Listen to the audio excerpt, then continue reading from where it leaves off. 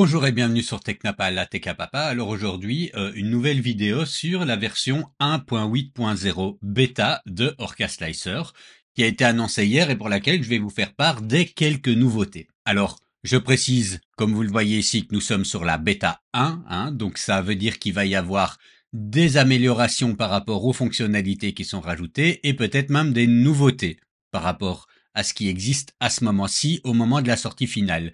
Néanmoins, ça donne déjà un bon aperçu de la direction dans laquelle cette nouvelle version va aller. Alors la première nouveauté concerne le test de calibration Pressure Advance, où nous avons une petite amélioration au niveau des lignes de calibration. Bon alors, rien de magique ou fabuleux, mais une petite amélioration de la méthode ligne. Donc, à voir ce que ça donne, moi je ne vois pas la différence de manière radicale. Alors, autre nouveauté qui, elle, est particulièrement bienvenue, c'est quand on vient rajouter une imprimante, on a désormais un champ de recherche pour une imprimante. Par exemple, si je veux rajouter une Ender 3, je tape Ender et j'ai maintenant les Ender 3 qui apparaissent. C'est bien parce que au bout d'un moment, il fallait scroller. Et donc ça, je trouve vraiment particulièrement intéressant. Alors, autre nouveauté, c'est dans l'outil peinture. On a maintenant la possibilité de venir dessiner des lignes droites, verticales ou horizontales. Regardez, si je clique horizontal et que je prends une couleur, je peux maintenant dessiner une ligne droite. Attention que ça fait vraiment une ligne droite, ça suit pas le modèle, c'est par rapport à votre caméra, pas par rapport au modèle. Voilà, et je peux les faire en vertical également. Alors, autre ajout au niveau des paramètres des imprimantes, on a maintenant un champ Z offset qui apparaît. Attention toutefois qu'il s'agit d'un champ à modifier avec prudence et puisque il faut que vous en ayez quand même clairement l'usage. Alors, la nouveauté suivante, je vais prendre une autre machine au hasard, n'importe laquelle, voilà, par exemple celle-ci, et imaginons que je n'ai pas d'AMS, que je peux pas faire du multicouleur, mais que je souhaite quand même modifier les couleurs en fonction de la hauteur de l'impression.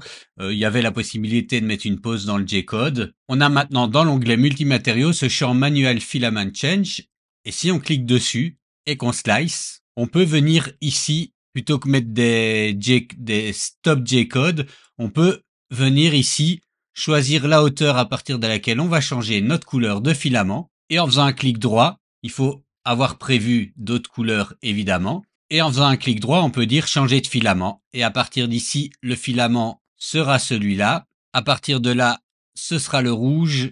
Et à partir de là, ce sera le bleu. Et si je viens redécouper le plateau, vous voyez, je vois mes changements de filament. Alors une nouveauté importée de Prusa Slicer, c'est la détection des périmètres courbés pour ralentir. Alors c'est quoi? Vous voyez ici, on a, si on prend notre modèle, on a des périmètres courbés ici. Et si je n'active pas ceci et que je slice, on voit qu'il y a un petit ralentissement à ce niveau-ci, mais pas vraiment au niveau central. Et ça peut générer des malformations. En tout cas, ça n'aide pas pour les surplombs et avec des rebords courbés. Si je viens cliquer sur cette option maintenant, on voit ici que le ralentissement est beaucoup plus important à ce niveau-ci. C'est donc une option pour améliorer la qualité lors de l'impression des surplombs. Alors une nouveauté également qu'on retrouve de Prusa Slicer, c'est la fonction Pressure Equalizer qui est nommé ici en français lissage du taux d'extrusion. Et en fait, ça fait quoi? Ça fait que lorsque on change de fonction, donc on passe des périmètres à l'infill par exemple, il peut y avoir un changement au niveau de l'extrusion et surtout un changement de vitesse au niveau des extrusions. Et ça peut créer des soucis ou en tout cas une qualité moins satisfaisante sur la pièce. Et ce que permet cette fonction-là, c'est de opérer ce changement en douceur avec une fonction de lissage de la vitesse quand il passe de l'un à l'autre. Et donc ce sera à ce niveau-ci qu'on vient changer les choses. Alors il recommande pour Direct Drive entre 10 et 15 mm3 par seconde carrée. Et donc voilà, si vous voyez un petit peu le schéma des vitesses ici après coup, on voit que ça a clairement changé. Alors à tester au niveau de la qualité, si c'est utile ou non pour nous.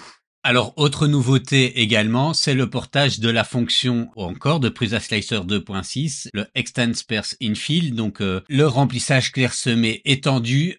Et donc, vous ne verrez pas ici de grande différence, mais c'est la logique de l'algorithme derrière qui travaille autrement et qui vient améliorer la manière avec laquelle le pontage se fait entre le remplissage et les couches solides supérieures. Et donc vous pouvez voir là, sur l'image que je vous ai affichée, les différences avant et après l'intégration de cet algorithme. Alors autre amélioration au niveau d'un algorithme repris de Prusa Slicer 2.6, c'est le portage de l'algorithme qui gère l'épaisseur verticale dans Prusa Slicer. Et donc là encore une fois je vous montre une image parce que je n'ai pas su le reproduire clairement de la différence entre les deux. Et en gros là aussi si vous voyez l'image que je vous montre ici, ça permet de résoudre, alors ici c'est dans l'algorithme, donc au niveau du slice il n'y a pas vraiment d'option à activer, mais il va essayer de faire en sorte que on évite des situations comme celle-ci quand on est face à des formes plutôt organiques. Outre Prusa Slicer, ils sont allés aussi chercher du côté de Super Slicer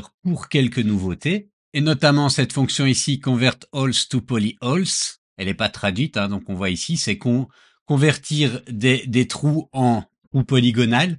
Alors je vais vous montrer en gros de quoi est-ce qu'il s'agit. Si j'ai comme ça un cube avec à l'intérieur un trou, et que je viens le découper sans la fonction activée, vous voyez, on a un cercle, voilà. Et ça peut quelquefois poser des problèmes de précision dimensionnelle. Alors on peut agir sur les compensations pour ceci. On peut aussi utiliser cette fonction, ça peut être utile éventuellement. Et donc vous voyez, plutôt que d'avoir un trou, j'ai une espèce de polygone, voilà, qui va pouvoir éventuellement permettre de manière plus précise d'opérer la fonction d'emboîtage éventuellement, ou si on veut mettre quelque chose dedans. Ça, ce sont des fonctions plutôt avancées qu'on utilise, alors moi j'utiliserai probablement jamais, qu'on utilise plutôt en ingénierie ou en tout cas quand on fait du travail de haute précision. Alors, autre nouveauté reprise de Super Slicer, c'est l'inversion de l'extrusion sur les couches impaires. Si on voit l'image qui nous montre ici, c'est censé grandement améliorer la qualité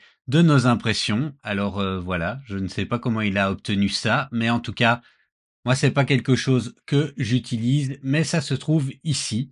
Donc sur inversé sur impair, et vous pouvez choisir le seuil d'inversion. Une nouveauté pour un manque, ou en tout cas la compensation d'un manque dont je n'avais pas connaissance, j'avais jamais fait attention à ça.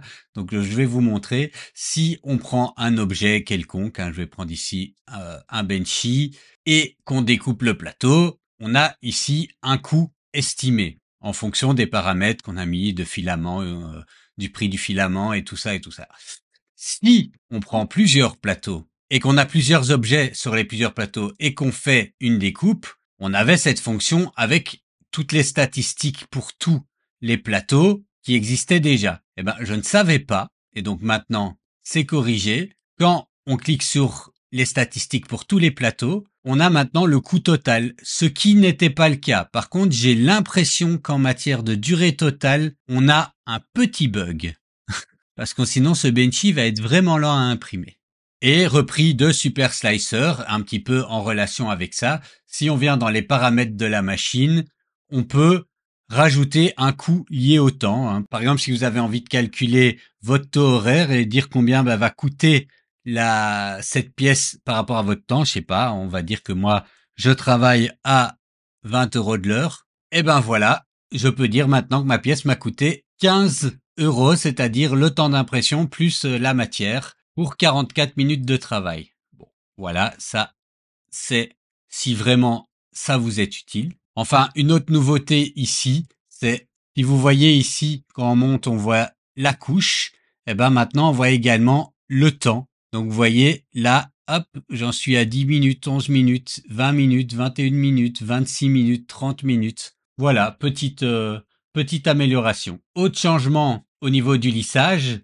Si on choisit un lissage, par exemple, des couches supérieures, désormais, on a un angle de repassage. C'est quelque chose qui n'était pas le cas avant. Alors, petit changement ici que vous voyez pour Clipper, c'est que on peut désormais combiner la fonction accélération et jerk dans la même commande. Et donc, vous voyez ici que ça donne avant et après. Autre changement aussi, vous savez, on peut utiliser un processus global, c'est-à-dire avoir des caractéristiques d'impression similaire à tous nos objets, mais on peut aussi agir par objet. Et ça vient supplanter le processus global. Je peux dire par exemple que pour cet objet-là, je veux des supports alors que pas pour les autres. Et ben maintenant, on peut, dans l'onglet vitesse, aussi déterminer les accélérations et les jerks par objet.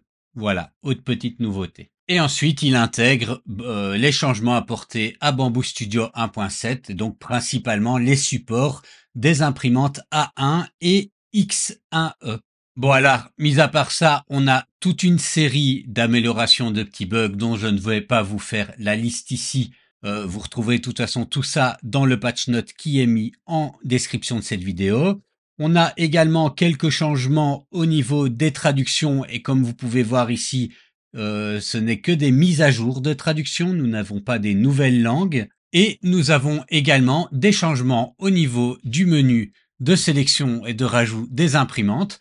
Alors on a quelques corrections de profil, mais ce qui est assez intéressant à noter, c'est qu'on a le rajout de nouveaux profils d'imprimantes, à commencer par les FlashForge 5M et 5M Pro, et ça c'est une super nouvelle. Je vais d'ailleurs tout de suite mettre ma 5M Pro. Malheureusement, ce n'est que le profil, vous n'aurez pas accès aux fonctionnalités en ligne de votre FlashForge avec cette imprimante. C'est dommage, mais la clé USB fonctionne très bien. Alors, mis à part ça, on a également, au niveau de Creality, les CR6 SE et les CR6 Max qui ont été rajoutés. On a la Wanao D12-300, on a une mise à jour des profils pour les Kiddy, et on a la Comgro T500 qui est également rajoutée dans cette mise à jour. Voilà, j'espère que cette vidéo vous aura guidé dans les nouveautés de cette version 1.8.0 de Orca Slicer.